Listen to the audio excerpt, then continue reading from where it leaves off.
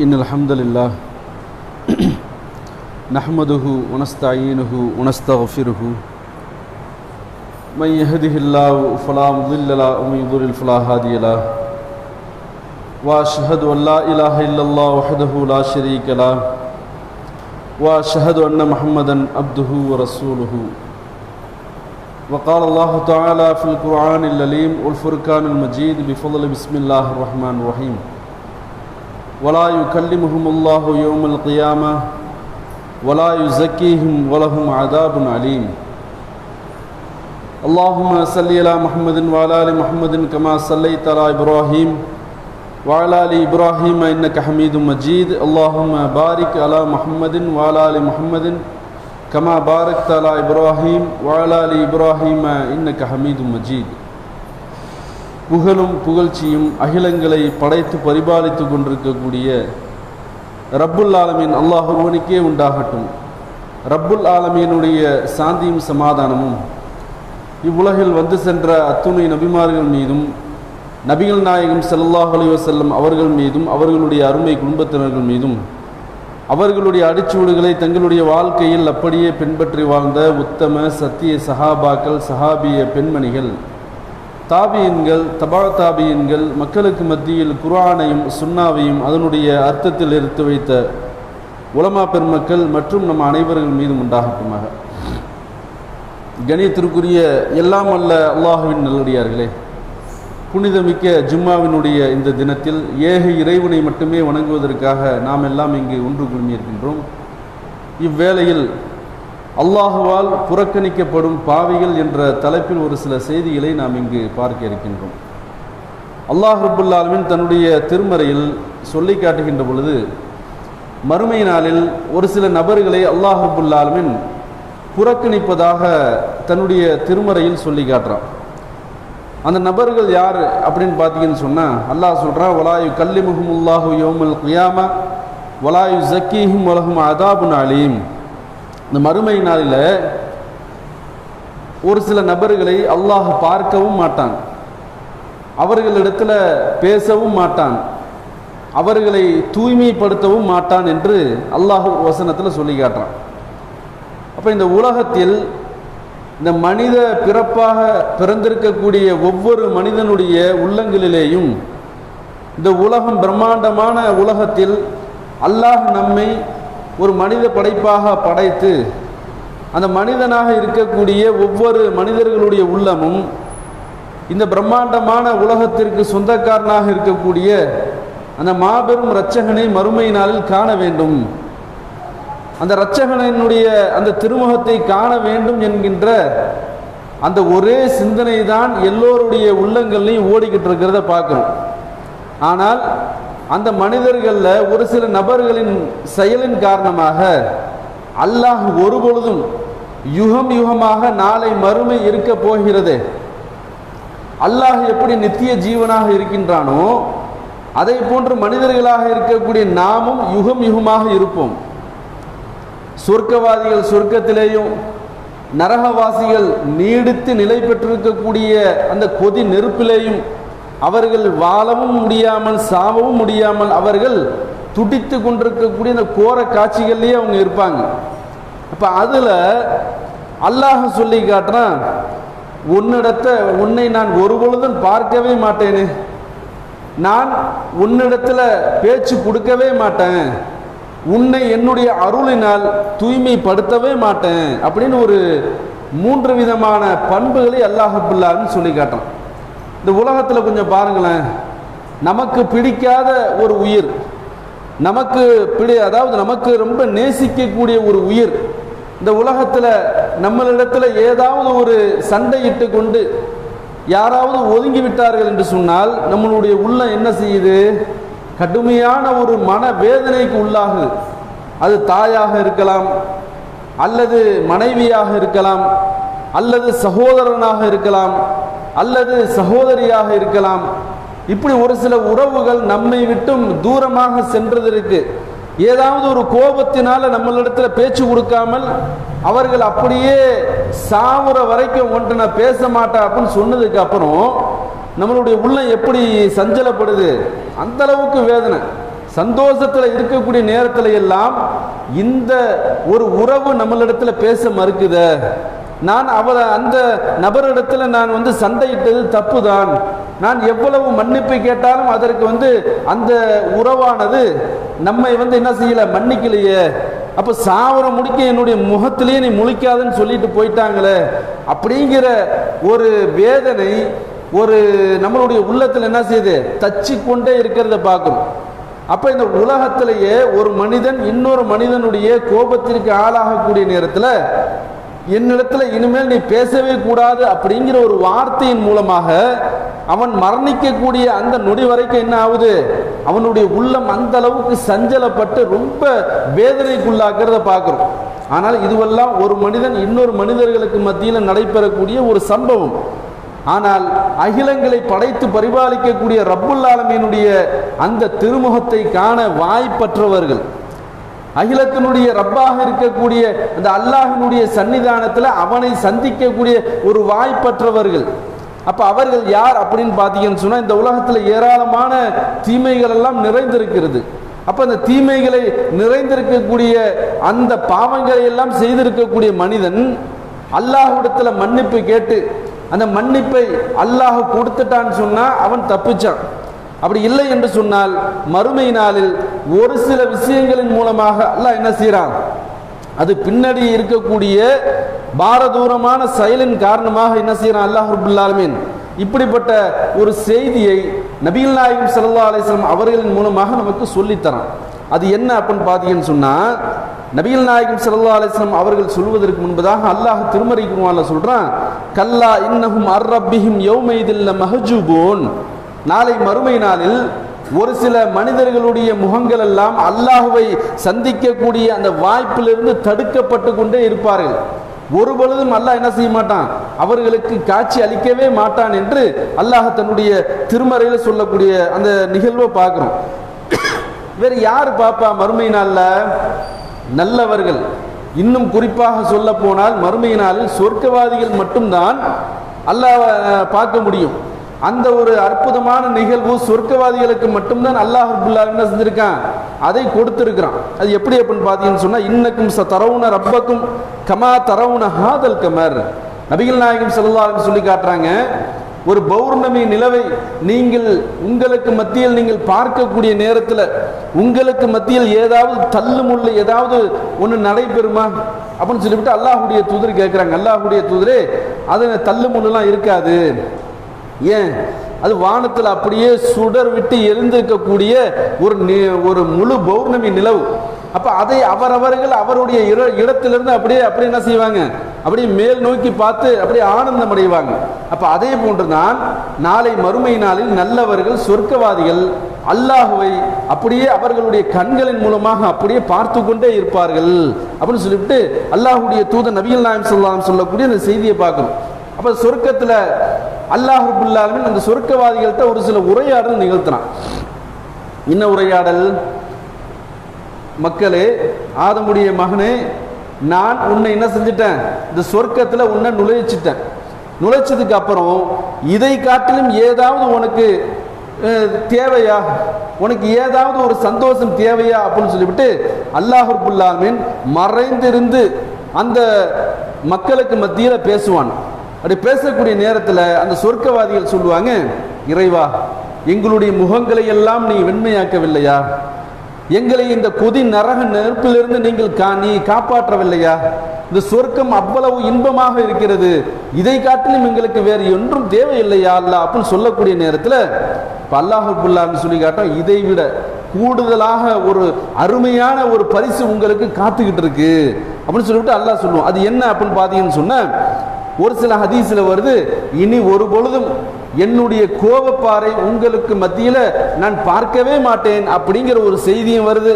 இன்னும் ஒரு சில ஹதீஸ்ல பார்த்தோம்னு சொன்னா, அல்லாஹ் தன்னுடைய திரையை அப்படியே முழுவதுமாக விளக்குவான். இந்த உலகத்தை அதாவது இந்த உலகத்துல மூசா அலைஹிஸ்ஸலாம் அவர்கள் அல்லாஹ்வை காண்பதற்கு வாய்ப்பு கேட்கிறாங்க. இப்ப அல்லாஹ் என்ன சொல்றான், மூசாவே, என்னை ஒரு பொழுதும் நீ பார்க்க முடியாது, அதனால நீ பாட்டுக்க இருன்னு சொல்றான்.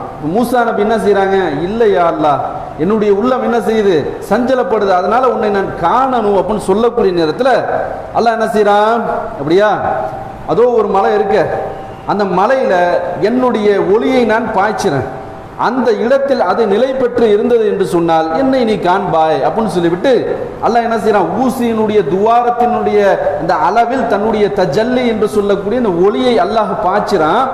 பாய்ச்சக்கூடிய நேரத்தில் அந்த கல் மலையானது பொடி பொடியாக அப்படி என்ன செய்யுது, தெரிச்சு அப்படியே உழுவுது. மூசாவும் அந்த இடத்துல என்ன செய்யறாரு, மூர்ச்சி அடைந்து விழுந்து விட்டார் என்று அல்லாஹ் திருமறை குர்ஆன்ல சொல்றான். அப்ப இந்த உலகத்தில் அல்லாஹ்வை யாராலும் காண முடியாது. ஆனால் மறுமை நாள்ல அல்லாஹ் என்ன செய்யறான், அந்த வாய்ப்பை அப்படியே தன்னுடைய இந்த உலகத்தில் தன்னுடைய கட்டளைக்கு செவிமடுத்து, இந்த உலகத்தில் தன்னுடைய கட்டளைகளை போதனைகளை சரியான முறையில் பின்பற்றி இருக்கக்கூடிய கஷ்டங்கள் நஷ்டங்கள் எல்லாவற்றையும் துன்பத்தை எல்லாம் அனுபவித்து இறைவனுக்காகவே பொறுமை காத்து இருக்கக்கூடிய இந்த சொர்க்கவாசிகளுக்கு அல்லாஹ் என்ன செய்யறான், தன்னுடைய முழு உருவத்தை அல்லாஹ் ரப்பல் ஆலமீன் காட்சி பொருளாக காட்டுவான் என்று நபிகள் நாயகம் ஸல்லல்லாஹு அலைஹி வஸல்லம் சொல்லக்கூடிய இந்த செய்தியை பார்க்கணும். ஆக மறுமை நாளில் சொர்க்கவாசிகளுக்கு மட்டும்தான் தன்னுடைய முழு உருவங்களை அல்லாஹ் ரப்பல் ஆலமீன் என்ன செய்யறான், காட்சி அளிப்பதாக தன்னுடைய தூதரின் மூலமாக நமக்கு சொல்லித்தரான். அப்ப அந்த அடிப்படையில் மறுமை நாளில் அந்த நல்லவர்களுக்கு காட்சி அளிக்கக்கூடிய அந்த இறைவன் கெட்டவர்களுக்கு ஒருபொழுதும் காட்சி அளிக்க மாட்டான். அதுலேயும் குறிப்பாக பார்த்தீங்கன்னு சொன்னா ஒரு சில பாவிகள் இந்த உலகத்தில் அல்லாஹ்வுடைய அந்த அருளை பெற்று அதை மக்களுக்கு மத்தியில் சொல்லாமல் இருந்து என்ன செய்யறாங்க, மறைத்ததனுடைய ஒரு வெளிப்பாடாக அல்லாஹ் என்ன செய்யறான், இவ்வளவு பெரிய ஒரு பனிஷ்மெண்ட். எந்த அளவுக்கு பனிஷ்மெண்ட், அதாவது நரகவாசிகள் நரகத்துக்கு போயிடுவாங்க. அவர்கள் செய்த தீமையினுடைய அளவுல தண்டிக்கப்பட்டு பின்னால் அவங்க என்ன செய்வாங்க, அல்லாஹ்வுடைய நாட்டத்தின் பிரகாரம் 1,00,000 ஆண்டுகளோ 2,00,000 ஆண்டுகளோ 1000 ஆண்டுகளோ எத்தனை ஆண்டுகள்லாம் தெரியாது, அத்தனை ஆண்டு காலம் அந்த நரக நெருப்புல கிடந்ததற்கு அப்புறம் அல்லாஹ்வினுடைய நாட்டத்தினுடைய அடிப்படையில் வெளியேறி என்ன செய்வாங்க, இந்த ஜீவ நதி என்று சொல்லக்கூடிய அந்த நதியில் குளிக்கப்பட்டு வெள்ளை வெளேர் என்று அப்படியே என்ன செய்வாங்க, எல்லாமே சொர்க்கத்தில் உள்ளே நுழைவாங்க. அதுக்கப்புறம் அவர்கள் சொர்க்கவாதியாக ஆனதுக்கு அப்புறம் அல்லாஹ் அவர்களுக்கு காட்சி அளிப்பான். ஆனால் இந்த வாய்ப்பு நரகத்தில் இருந்துட்டு போனவங்களுக்கு கிடைச்சிடும். ஆனால் நான் சொல்ல போற அந்த விஷயங்களை பார்த்தீங்கன்னு சொன்னா யுகம் யுகமாக இந்த உலகம் அல்லாஹ் ரப்பல் ஆலமீன் எந்த அளவுக்கு நாளை நீட்டி வைத்திருக்கிறானோ அந்த நாள் வரை நான் சொல்லக்கூடிய அந்த தொடர்புடையவர்கள் ஒருபொழுதும் அல்லாஹ்வை சந்திக்கவே முடியாது. அல்லாஹ் அவர்களை ஏறெடுத்து பார்க்கவும் மாட்டான், அல்லாஹ் அவர்களை ஒருபொழுதும் பேச்சு கொடுக்கவே மாட்டான், அல்லாஹ் தன்னுடைய அருளின் மூலமாக அவர்களை தூய்மைப்படுத்தவே மாட்டான் என்று அல்லாஹ் தன்னுடைய திருமறையில் சொல்லக்கூடிய அந்த செய்தியை பார்க்கிறோம். அது யார் அப்படின்னு பார்த்தீங்கன்னு சொன்ன நரகவாசிகளுக்கு மத்தியில் அந்த அல்லாஹ்வை ஏற்க மறுத்தவர்கள் இருக்காங்களே அவர்களுக்கு ஒரு சில ஏளனமான ஒரு செய்தியும் அல்லாஹ் சொல்லி காட்டுறான். என்ன சொல்றான், ஒரு வசனத்துல சொல்றான், துக் இன்னக அன்தல் அஸீஸுல் கரீம் இன்ன ஹாதா மா குன்து பிஹி தம்தருன். அந்த அல்லாஹ்வை பார்க்காத, அல்லாஹ் பேசாத, அல்லாஹ் தூய்மைப்படுத்தாத அந்த மக்களிடத்துல அல்லாஹ் சொல்லுவான், துக் இதை நீ சுவைத்து பார். எதை, இந்த கொதி நரகம் இருக்கா இல்லையா, அதை நீ சுவைத்து பார். சுவைத்து பார்த்ததுக்கு அப்புறம் அல்லாஹ் சொல்றான், நீ தான் பெரிய ஆளாச்சப்பா, நீ தான் உலகத்தில் ரொம்ப டாப்ல இருந்திய, நீ தான் ரொம்ப பெருமை பிடிச்சி நீ அலைஞ்சிய, நீ தான் உலகம் தான் உன்னை அந்த அளவுக்கு மெச்சிச்ச அப்படின்னு அல்லாஹ் சொல்வதை போன்று ஏளனமாக எப்படி சொல்றான், துக் இன்னக அன்தல் அஸீஸுல் கரீம், இந்த நரக நெருப்பை நீ சுவைத்து பார், நீ தான் மிகைத்தவன் மரியாதைக்குரியவன் ஆயிடுச்சு, நீ சந்தேகம் கொண்டிருந்த இதுதான், நீ சுவைத்து பார் அப்படின்னு அல்லாஹ் ரப்பல் ஆலமீன் சொல்வதாக தன்னுடைய திருமறையில சொல்லி காட்டுறான். அது யார் அப்படின்னு பாத்தீங்கன்னு சொன்னா அல்லாஹ் ரப்பல் ஆலமீன் இந்த உலகத்தில் வாழக்கூடிய நேரத்தில் இந்த வேதத்தை கொடுத்து அதன் மூலியமாக மக்களுக்கு மத்தியில் நீங்கள் இந்த தாவா களத்தில் நீங்கள் பயணிங்கள் என்று யாரையெல்லாம் சாட்டினானோ, யாருக்கெல்லாம் அந்த அரிய வாய்ப்பை அல்லாஹ் ரப்பல் ஆலமீன் கொடுத்தானோ அந்த வாய்ப்பை முழுவதுமாக ஏற்றுக்கொண்டு அந்த உண்மையான கருத்துக்களை மக்களுக்கு மத்தியில் எடுத்து சொல்லாமல் இந்த வேதத்தை மறைத்து புனைந்து இந்த உலகத்தில் மக்களுக்கு மத்தியில் குளிர் காஞ்சிக்கிட்டு இருந்தாங்களே அந்த நபர்களை அல்லாஹ் என்ன செய்யறான், மறுமை நாளில் உன்கிட்ட பேச மாட்டேன்டா, மறுமை நாளில் உன்னை நான் பார்க்க மாட்டேன், மறுமையில் உன்னை நான் தூய்மைப்படுத்த மாட்டேன். ஏன், தன்னுடைய கலாமுல்லா இறைவனுடைய வார்த்தையாக வெளிப்பாடாக இருக்கக்கூடிய அந்த வேத புத்தகத்தை நீ என்ன செய்யல, நீ படித்து அறிந்து உணர்ந்தாய். படிச்சு அறிஞ்சு உணர்ந்தல்ல, அதை நீ ஏன் மக்களுக்கு மத்தியில் எடுத்து சொல்லல? அதை மக்களுக்கு மத்தியில் எடுத்து சொல்லாமல் நீ ஏன் உனக்கு மட்டுமே நீ வச்ச? அல்லது அந்த அந்த புத்தகத்தில் நான் அனுப்பிய அந்த வேதத்தில் நீ உள்ளது உள்ளபடி சொன்னாமல் நீ ஏன் அதையெல்லாம் பிரித்து திருச்சி நீ ஏன் மக்களுக்கு மத்தியில் நீ சொன்னாய் என்று அல்லாஹ் என்ன செய்வான்? இவர்களை முழுவதுமாக அந்த நாளை மறுமையினால அவர்களை அப்படியே என்ன செய்யறான்? புறந்தள்ளக்கூடிய ஒரு செய்தியை பார்க்கிறோம். இந்த உலகத்தில் பார்த்தீங்கன்னு சொன்னா அல்லாஹுடைய வேதத்தை அற்ப விலைக்கு விற்கக்கூடிய நபர்கள் யார்? அதை கற்று அறிந்திருக்கக்கூடிய ஒரு ஆலிம்கள். அவர்கள் மட்டும்தான் இதில் சேருவாங்களா? மற்றவர்களும் வருவாங்க. யார் வருவா? இன்றைக்கு இருக்கக்கூடிய அந்த ஆலிம் பெருமக்களை விட இந்த தௌஹீதில் பயணிக்கக்கூடிய நாம் என்ன செய்யறோம்? அதிகமான முறையில் ஒரு ஆலிமுக்கு தெரியாத ஒரு ஹதீஸ், ஒரு குர்ஆன் வசனத்தையும் கூட நாம் என்ன செய்யறோம்? இன்னைக்கு உட்கார்ந்துக்கிட்டு ஒவ்வொரு ஹதீஸ்லையும் கேட்டு உணர்ந்து அதை அப்படியே பாடமாக ஏற்றி வச்சிருக்கோமே. அதுல ஒரு சில நபர்கள் என்ன செய்யறாங்க? அந்த வசனத்தினுடைய அந்த கருத்தினுடைய அடிப்படையில் இந்த உலகத்தில் வாழாமல் அது அப்படியே திசை மாறி போறதை நம்ம பார்க்கிறோமா இல்லையா? இதுல யாரெல்லாம் அடங்குவார்களோ எல்லாமே மறுமையினால நஷ்டவாளிகள் தான். உதாரணத்திற்கு அற்பமான அந்த விலைக்கு விற்பவர்கள் யார் அப்படின்னு பார்த்தீங்கன்னு சொன்ன ஆலிம்களை எடுத்துக்கோமே. உதாரணத்திற்கு மதுஹபை பின்பற்றக்கூடிய இந்த ஆலிம்கள் என்ன செய்யறாங்க? அதாவது மனித வாழ்க்கை பெருகுவதற்காக இருக்கக்கூடிய இந்த திருமணம் இருக்கா இல்லையா, இந்த திருமணத்திலேயே அவங்களுடைய வாழ்க்கை என்ன செய்யுது? கடுமையான முறையில் வேதத்தை மறைத்து தன்னுடைய உலகத்தில் வாழக்கூடிய அந்த விஷயத்தை பார்க்கிறோம். என்ன அல்லாஹ் சொல்றான்? வாத்து நிசா சதுக்காத்து இன்ன நிஹலா, அதாவது மனக்குடைகள் என்று சொல்லக்கூடிய உனக்கு வருங்கால மனைவியாக வரக்கூடிய அந்த பெண்ணிடத்துல நீ என்ன செய்ய? ஒரு பொற்குவியலையே நீ கொடுத்தாலும் அந்த பெண்ணிற்கு தகும். நீ இன்னதுதான் கணக்கு போட்டு கொடுக்காதப்பா. நீ உன்னுடைய வருங்கால மனைவிக்கு என்ன செய்யணும்? ஒரு பொற்குவியலை கொட்டி கொடுக்கணும். ஏன்? அதிகமாக நஷ்டப்படக்கூடிய ஒரு ஜீவன் என்று சொன்னால் அது பெண்ணு தான். அதனால் நீ அவளுக்கு நீ அதிகமாக கொடு அப்படின்னு சொல்லிவிட்டு அல்லாஹ் திருமறை குர்ஆன்ல சொல்றான். ஆனால் அந்த வசனத்தை மக்களுக்கு மத்தியில் ஒரு பாட்டு பாடுவதை போன்று பார்க்கிறோமா இல்லையா? அந்த மதுஹப் ஜமாத் திருமணத்தில் பார்த்தீங்கன்னு சொன்னா எல்லாமே அப்படியே ராகத்தோடு ஓதிட்டு ராகமாக கலைஞ்சிட்டு போயிடுவாங்க. என்ன இது? அல்லாஹ்வுடைய தூதர் அந்த திருமணத்தின் போது ஒரு 3 அதாவது மக்கள் சந்திக்கக்கூடிய எல்லா நேரத்திலையும் ஒரு 3 விதமான வசனங்களை ஓதிருக்காங்க. என்ன வசனம்? யா அய்யுஹன்னாஸ் இத்தகு ரப்பக்கும் அல்லதி ஹலக்குக்கும் மின் நஃப்ஸின் வாஹிதா. இதெல்லாம் நீங்க கல்யாணத்துல பாத்தீங்கன்னு சொன்னா அப்படியே ராகம் போட்டு ஹஜ்ரத் என்ன செய்வாரு? அப்படி ஓதிட்டு அப்படியே அலைக்க அப்படி போயிடுவார். வாத்து நிசா சதுகாத்தி இன்ன நிஹலா அப்படின்னு சொல்லிவிட்டு ராகமா ஓதிட்டு அது சொல்லக்கூடிய கருத்துக்களை ஒரு பயானாக அந்த இடத்துல எடுத்து விட்டாருன்னு சொன்னா அவருடைய வேலை காலியா போயிடும். ஏன்? அது சொல்லக்கூடிய அவ்வளவு டேஞ்சரான அவ்வளவு மகத்துவம் மிக்க ஒரு வார்த்தை. அல்லாஹ் என்ன சொல்றான்? நீ குடுங்கிறான். ஆனா அந்த இடத்துல வரதட்சணையின் மூலமாக ஒரு பெண் நசுக்கப்பட்டு என்ன செய்யறா? அவள் அழுது கொண்டு அந்த இடத்துல என்ன செய்யறா? ஒரு மணமகளாக அமர்ந்திருக்கக்கூடிய நேரத்தில் இந்த திருமணம் நான் நடைபெறுதுன்னு சொன்னா இந்த திருமணத்திற்கு முன்பதாக என்னுடைய தாப்பனுடைய ரத்தம் அதாவது பிழியப்பட்டிருக்கு. எப்படி? 50 பவுன் 60 பவுன் துபை மாப்பிள்ள 4 லட்சம் ரூபாய் சம்பளம் வாங்குறான் என் மகன். என்னுடைய வீட்டுக்கு மருமகளாக வர வேண்டும் என்று சொன்னால் இத்தனை பவுன் தந்தாதான் நீங்க உங்களுடைய பெண்ணையை நாங்கள் எடுப்போம் அப்படின்னு சொல்லக்கூடிய ஒரு டிமாண்டை வைக்கக்கூடிய நேரத்தில் அந்த மக்கள் என்ன செய்யறாங்க? எந்திரிச்சு அப்படியே அல்லாஹ்வுடைய வசனம் இப்படி இல்லையே அப்படின்னு சொல்லிவிட்டு அவங்களுக்கு எந்திரிக்க தெரியல. இப்ப மாறாக என்ன செய்யறாங்க? அந்த சமூகம் அப்படியே உருண்டு ஓடுறதுனால அப்படியே என்ன செய்யறாங்க? வாய் மூடி மௌனியாக இருந்து தன்னுடைய வீட்டை வைக்கிறது, வட்டிக்கு கடன் வாங்கிறது, இருக்கக்கூடிய எல்லா விதமான உறவினர்கள்ட்ட கொஞ்சம் கொஞ்சமாக காசை வாங்கிறது, இருக்கிற பவுனை எல்லாம் போட்டு அப்படியே தள்ளி விடுறது. மன கசப்பில் அந்த பெண் உட்கார்ந்து இருக்கக்கூடிய நேரத்தில் அந்த திருமணத்தை நடத்தி வைக்கக்கூடிய உலமா இருக்காரு, அவரை எந்த இடத்துல சொல்லணுமா இல்லையா, அவரையும் அந்த இடத்துல என்ன செய்வாங்க? சாட்சியாளராக ஆக்குவாங்க. அப்படியே தட்டை அப்படியே ரொட்டேஷன்ல அப்படியே போகும். பள்ளிவாசல பார்த்துருப்பீங்க. என்னது? இந்த 1001 ரூபா மகர் அப்படின்னு சொல்லிவிட்டு அப்படியே ஒரு வெத்தலையில வச்சு அப்படியே எல்லாம் பார்த்ததுக்கு அப்புறம் கடைசியா சொல்லுவார் இமாமு அல் ஃபாத்தியா. அல் ஃபாத்தியான்னா போற்றுவாய் என்று சொல்லக்கூடிய திருமறை குர்ஆனுடைய முதல் வசனம். ஆனால் அந்த இடத்துல பாத்தீங்கன்னு சொன்னா நான் எல்லாத்தையும் பார்த்துட்டேங்கிற மாதிரி அல் ஃபாத்தியான்னு சொல்லிவிட்டு ஒரு விஷயத்தை சொல்லுவார். அப்ப இந்த வேதத்தை மறைத்திருக்கக்கூடிய இந்த கயவர்கள் இருக்காங்களே, அப்ப இவர்களுக்கு அல்லாஹ் மறுமையில் கொடுக்கக்கூடிய தண்டனை என்ன? யுகம் யுகமாக இந்த உலகம் நிற்கும்டா. ஆனால் அந்த உலகத்துல உன்னை நான் பார்க்கவே மாட்டேன், உன்கிட்ட நான் பேசவே மாட்டேன், உன்னை என்னுடைய அருளை கொண்டு நான் சூழ்ந்து கொள்ளவே மாட்டேன் என்று அல்லாஹ் ரப்பல் ஆலமீன் இந்த வசனத்துல என்ன செய்யறான், நமக்கு சொல்றதை பார்க்கிறோமா இல்லையா?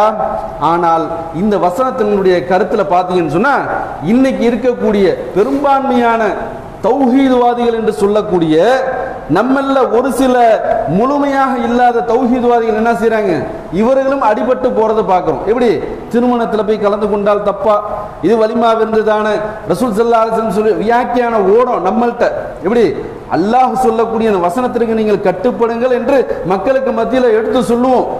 அது பெண் வீட்டு விருந்து இல்லை, அவங்க சொல்லிட்டாங்க, மாப்பிள்ளை தான் விருந்து போடுறாருன்னு சொல்றாரு, இது வலிமா விருந்து தானே, அல்லாஹ்வுடைய தூதர் சொல்லியிருக்காங்களே, ஆண்மகன் விருந்து போட்டா நீங்க போங்கன்னு சொல்லியிருக்காங்களே, அதனால நாங்க போறோம் அப்படின்னு சொல்லிவிட்டு இருக்கிற வியாக்கியானத்தை எல்லாம் நமக்கு குர்ஆனுக்கு மாற்றமாக வைத்துட்டு என்ன செய்யறாங்க, நம்மள இருக்கக்கூடிய ஒரு சில நபர்கள் அந்த விருந்துல போய் அட்டென்ட் பண்றது, அதுல போய் கலந்து கொண்டு சந்தோஷத்தை வெளிப்படுத்துறது பார்க்கிறோமா இல்லையா?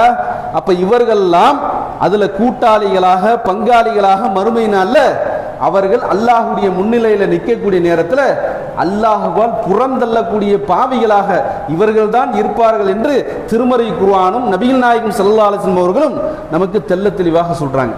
அப்ப நம்ம என்ன செய்யணும், இந்த உலகத்தில் திருமறை குர்ஆன் ஒரு வசனத்தை சொல்லி காட்டுகின்றது என்று சொன்னால் அதனுடைய உண்மையான விளக்கத்தை கற்று அறிந்திருக்கக்கூடிய மார்க்க அறிஞர்கள் சொல்லிவிட்டார்கள் என்று சொன்னால், நம்மளுடைய அறிவுல ஏதாவது ஒரு கோளாறுல இது எனக்கு டவுட்டா இருக்க, கொஞ்சம் புரியும்படியாக எனக்கு சொல்லி கொடுங்கன்னு சொன்னதுக்கு அப்புறம் மறுபடியும் அதை ஃபுல்லா கிளாரிஃபிகேஷன் கொடுத்ததுக்கு அப்புறமோ இல்ல எனக்கு ஏத்துக்க முடியலன்னு சொல்லிட்டு போயிட்டோம்னு சொன்னா மறுமையினால நம்ம எங்க போயிருவோம், அல்லாஹ்வால் புறந்தள்ளப்பட்ட பாவிகளாகத்தான் நம்ம போயிருவோம். அப்ப அல்லாஹ்வுடைய சட்டம் ஒன்று சொல்லிடுச்சுன்னு சொன்னா அதுல முழுவதுமாக நாம் கட்டுப்படவில்லை என்று சொன்னால் படைத்த ரப்பினுடைய திருமுகத்தை காண வாய்ப்பற்றவர்களாக போயிடும். அப்ப அன்பிற்கு நீ அல்லாஹ்வுடைய நல்லடியார்களே, இந்த உலகம் சொற்பமானது, மறுமை நிரந்தரமானது. அப்ப இந்த நிரந்தரமான உலகத்திற்கு பயணிக்கக்கூடிய நாம் இந்த உலகத்தில் இருக்கக்கூடிய மற்ற மன இச்சையின் பிரகாரம் இந்த உலகத்தில் வாழ்ந்துடக்கூடாது.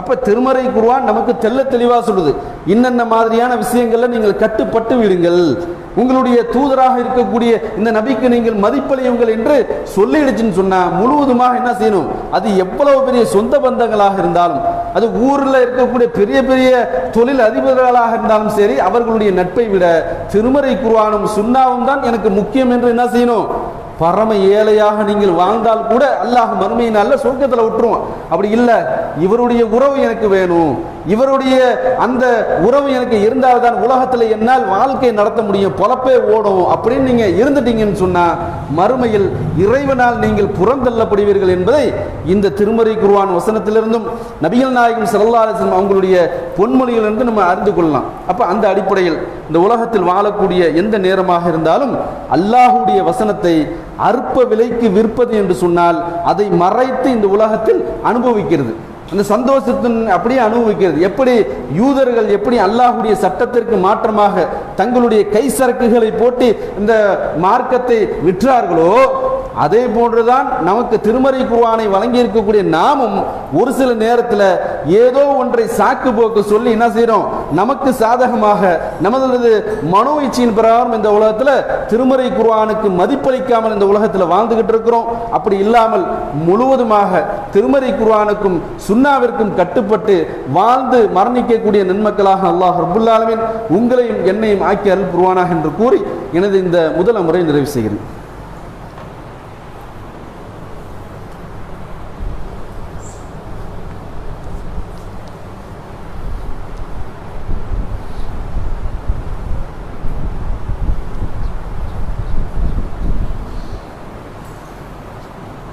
அல்ஹம்துலில்லாஹ்.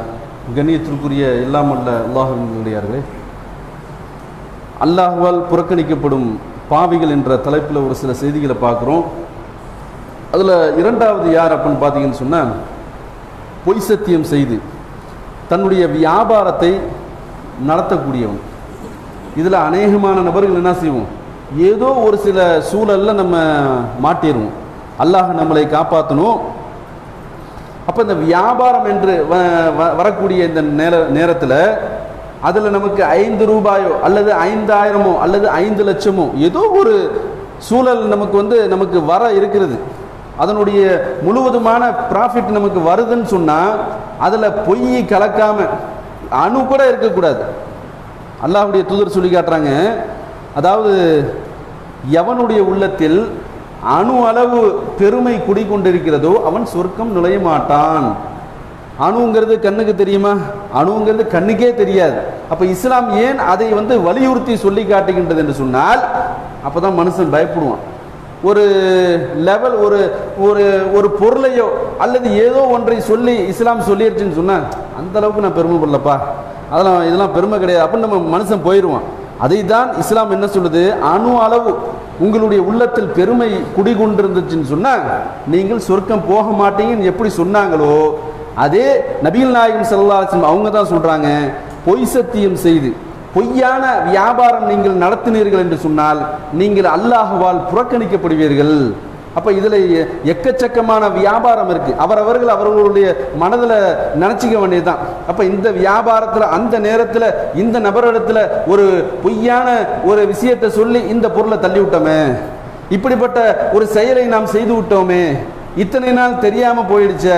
அப்ப அல்லாஹ் நாளை மறுமையில நான் பார்க்க வேணுமே, அல்லாஹ்விடத்துல நான் பேசுறதுக்கு உண்டான வாய்ப்புக்கு வேணுமே, அல்லாஹ் என்னுடைய என்னை பரிசுத்தப்படுத்த வேண்டுமே அப்படிங்கிற ஆசை கொண்டவர்கள் என்ன செய்யணும், அந்த ஏற்கனவே நடத்தப்பட்ட அந்த வியாபாரம் இருக்க பொய்யான வியாபாரத்தின் மூலமாக நம்மளுடைய பொருட்களை சரக்குகளை எல்லாம் விற்பனை செய்தோமே, என்ன செய்யணும், இனி வரக்கூடிய காலத்தில் இறைவா உன்னை மறுமையில் காண வேண்டும், உன்னிடத்துல நான் பேச வேண்டும், உன்னால் நான் தூய்மை உடையவனாக நான் ஆக வேண்டும் யா அல்லாஹ் அப்படிங்கிற ஒரு சிந்தனை போக்கு அல்லாஹ்விடத்துல மன்னிப்பு கேட்கணும். அப்படி கேட்க மறந்துட்டு மறுபடியும் அதிலேயே நம்மளுடைய பொழப்பு ஓட்டணும்னு சொன்னா மறுமை நமக்கு நஷ்டமாகத்தான் போகும் என்பதை திருமறை குர்ஆனும் சுன்னாவும் நமக்கு தெள்ள தெளிவாக சொல்கிறது. இதுவெல்லாம் ஷிர்க் வைக்கக்கூடிய அளவுக்கு பெருசா அல்லாஹ் சொல்றான், இன்ன ஷிர்கல ஸுல்முன் அலீம், நிச்சயமாக யார் இறைவனுக்கு இணை கற்பித்து விட்டாரோ அவர் மிகப்பெரிய அநீதி செய்து விட்டார் என்று திருமறை குர்ஆன் சொல்லுது.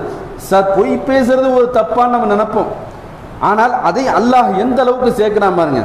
என்ன நீ பார்க்க முடியாத ஒரு செயல் இந்த உலகத்துல இருக்குன்னு சொன்னா நீ ஃபர்ஸ்ட் பொய் பேசுறது நிப்பாட்டுங்க அல்லாஹ். அதனால் எவ்வளவு பேர் தெரியுமா பாதிப்புக்குள்ளாவாங்க. அப்ப அதனுடைய பின்னால் இருக்கக்கூடிய விபரீதத்தை அறிந்துதான் அல்லாஹ் ரப்பல் சொல்றான், அப்படியாச்சும் பொய் பேசாம இரு. என்ன நீ பார்க்கணும்னு சொன்னா பொய் பேசாத, என்னிடத்தில் நீ பேச்சு கொடுக்கணும்னு சொன்னா நீ பொய் பேசாத, உன்னை நான் தூய்மைப்படுத்தணும்னு சொன்னா என் பொய் பேசாத அப்படின்னு சொல்லிட்டு அல்லாஹ் ரப்பல் ஆலமீன் அற்பமாக இருக்கக்கூடிய இந்த செயலை கூட அல்லாஹ் இந்த மனிதர்களை சுத்தப்படுத்துவதற்காக சொல்லி காட்டுறான். அப்ப அந்த அடிப்படையில் இந்த உலகத்தில் வாழக்கூடிய எந்த நொடிபொழுதாக இருந்தாலும் அல்லாஹ் நமக்கு இந்த வியாபாரத்துல நஷ்டம் ஏற்படுத்த விட மாட்டான். நிச்சயமாக நான் உண்மை பேசக்கூடியவனாக இருப்பேன், அதில் இருக்கக்கூடிய எல்லா விதமான விஷயங்களையும் சொல்லி அதை நான் விற்பனை செய்யக்கூடியவனாக இருப்பேன், அதனால் நான் ஏழையாக ஆனாலும் அல்லாஹ்வே எனக்கு போதுமானவன் அப்படிங்கிற அடிப்படையில் நம்மால் இயன்ற அளவு பொய் பேசாமல் இருக்கக்கூடிய சரக்குகளை உண்மை சொல்லி நம்ம வித்துட்டோம்னு சொன்னா மறுமை நாளில் இந்த உலகத்தில் அல்லாஹ் நமக்கு என்ன செய்வான், அதற்கு உண்டான லாபத்தையும் தருவான், மறுமையில் அல்லாஹ்வை பார்க்கக்கூடிய ஒரு அற்புதமான வாய்ப்பையும் அல்லாஹ் தருவதாக சொல்லி காட்டுறான். அப்ப அந்த அடிப்படையில் இந்த உலகத்தில் வாழக்கூடிய எந்த நேரமாக இருந்தாலும் அல்லாஹ்வை பார்க்க வேண்டும், அல்லாஹ்விடத்துல பேச வேண்டும், அல்லாஹ்வால் நான் தூய்மைப்படுத்த வேண்டும் அப்படிங்கிற ஒரு எண்ணத்தோடு இந்த உலகத்தில் வாழ்ந்து மரணிக்கக்கூடிய நன்மக்களாக அல்லாஹ் ரப்பல் ஆலமீன் உங்களையும் என்னையும் ஆக்கி அனுப்புவானாக என்று கூறி எனது உரையை நிறைவு செய்கிறேன். வாஹிரு தஅவானா அனில் ஹம்துலில்லாஹி ரப்பில் ஆலமீன். அஸ்ஸலாமு அலைக்கும் வரஹ்மத்துல்லாஹி வபரகாத்துஹு.